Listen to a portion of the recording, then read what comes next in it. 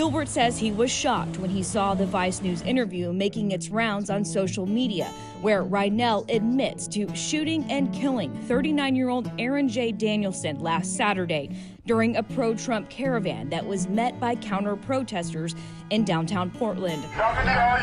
This video from a Twitter user shows Reinell among those counter-protesters. Take a look as we slow the clip down and zoom in.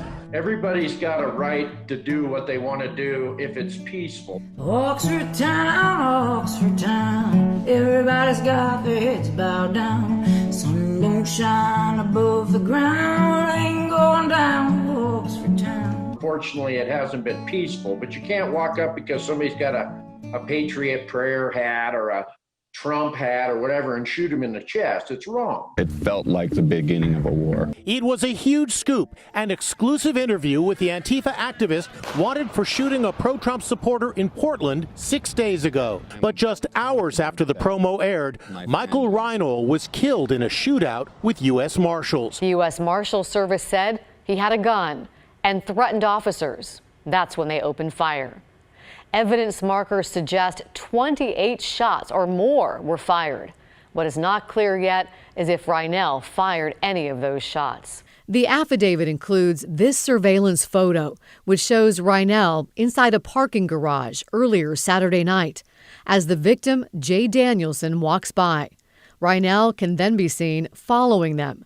A friend of Danielson says a man with Reinell was the aggressor and threatened to kill them. He also spoke to the Common Sense Conservative YouTube channel. So they identified our hats.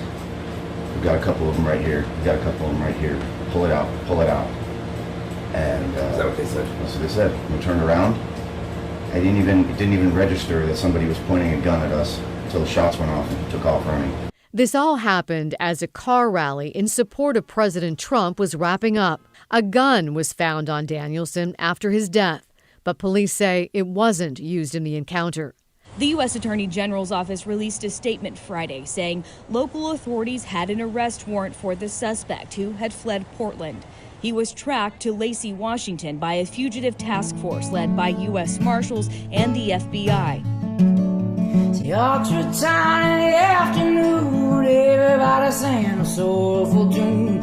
2 men died by the Mississippi moon, somebody had to investigate soon. If you grew up left-wing, as I did myself, you grew up in a subculture that glorifies violence.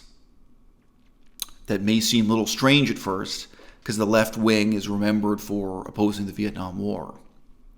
But if you stop and let yourself reflect on it honestly, especially if you're a member of my generation, what you'll realize is that the left wing was never opposed to nuclear weapons. They were never opposed to war in any of these theaters. What they were opposed to was the United States winning. And they supported the Soviet Union in every war that they thought the Soviet Union could win, and they supported the Soviet Union in all of its victories. So what you're looking at in the distinction between left and right in the whole of the 20th century is not the distinction between the pro-peace and pro-war factions in American politics or Western European politics. You're just looking at two different sides of one and the same war, the Cold War. And as I say, I grew up with left-wing parents, and I grew up literally seeing buttons and posters that opposed nuclear weapons. Like many members of my generation, I had a creeping realization, really during my childhood, before I reached my teenage years, that the people I knew, including members of my family, the people I knew who went to these peace protests, they weren't protesting for peace, they weren't protesting against the war, they weren't even opposed to nuclear weapons. They just wanted the other side to win. They were just protesting in support of Joseph Stalin, Mao Zedong, their heroes, men who by that time already had died of old age, but whose faces were still very much on the dollar bills, if you will, of China and the Soviet Union. Their statues were still towering over the city squares, the capitals of Russia and China, respectively. But the importance of this concept of the revolution. Outsiders just can't quite imagine. I mean, certainly, there are moderate Democrats and Republicans for whom the word revolution has some kind of haughty, inspirational quality. I get it. But I don't think you can imagine what it's like growing up in a left-wing family where people will interrupt you and shut you down, where you're trying to discuss the difference between solar power and nuclear power generation and making the transition or trying to cope with climate change, and they will shut you down in mid-sentence to say, no, nothing can change, nothing can be improved without the revolution. What does that mean? What does it mean to grow up with that mentality? Nothing can be improved.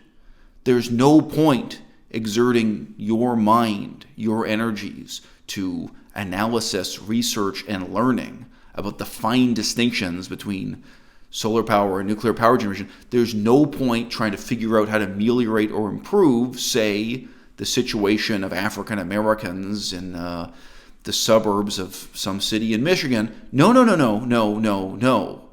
What real intellectuals do, what the vanguard does, is start making revolution here and now. They take advantage of, they exacerbate the fissures within capital society. They live with the conviction, not only that nothing can be improved, but that it would be counterproductive. It would actually be bad for the revolution to make improvements that would allow bourgeois capitalist society to last longer. Instead, what the real intellectuals of the left wing do is start making revolution here and now. And real left-wingers have lots of examples of countries that never achieved the preconditions that were set out piously by Karl Marx and Engels. Oh, don't you know about Albania? Don't you know about the success of the Albanian revolution? All that you need is a moment of violence, is for men with long guns in the streets to tear down the government and set up a communist. Don't you know what happened in the French revolutions, plural? Don't you know? All it takes is violence. Increasingly with time, I mean, again, over time, I'm going from being 6 years old to 8 years old to 10 years old. What you realize is that it's not that there's some sort of philosophy that's uncovered the necessity of the revolution. Rather, what they believe in is the revolution, is violence by any other names. And then they will make up any philosophy to justify that violence, that revolution. It wasn't in my own family only that I encountered this mentality again and again and again. How can anyone care about reforming the banking system or the tax system or dealing with corruption or looking seriously at deforestation or power generation? Don't you know the problem is the system? Don't you know the problem is capitalism, and that the only solution or any possible solution is going to start, not finish, with revolution? Therefore, start directing your attention towards revolutionary violence here and now. You see what this does to the development of a young man? The very people who present themselves as the most refined, erudite, highly educated, even scientifically enlightened thinkers of the left are in fact the new barbarians. They're the people for whom the solution to every problem is violence, and the whole purpose of political thinking is just the justification of, propounding of, and recruiting people in for joining in that self-same revolutionary violence. The vast majority of the violence we've seen on the streets in the year 2020 is inspired by nothing more and nothing less than greed. And I suppose we should find that reassuring.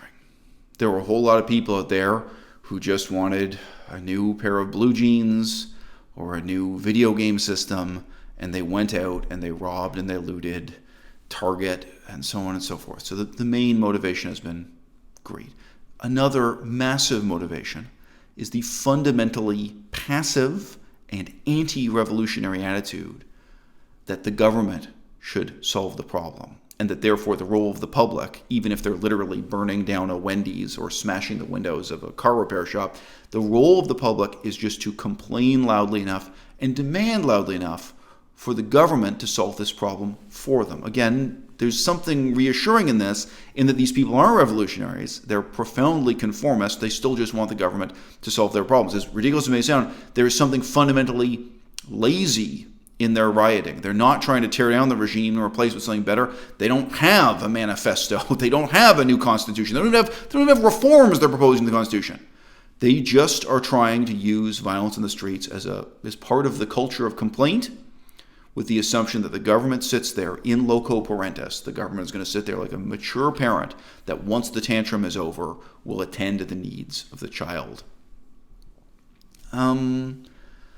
But there is this fragment of the revolutionary left that's active in the street violence, that's pulling triggers, that's killing people in small numbers, here, there, and everywhere.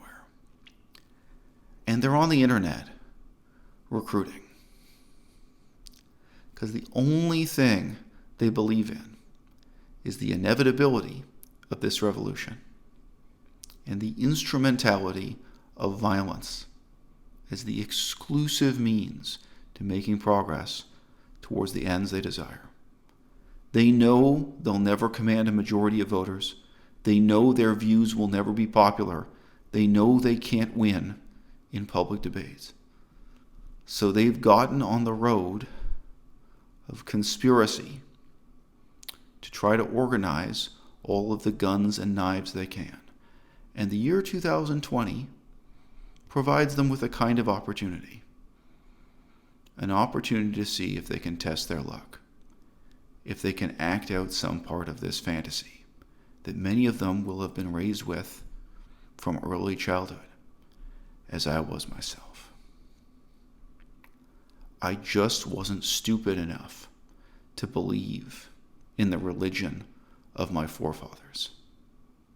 I was born and raised a communist, but I was able to grow beyond it, to come to sneer and laugh at everything my parents taught me to believe.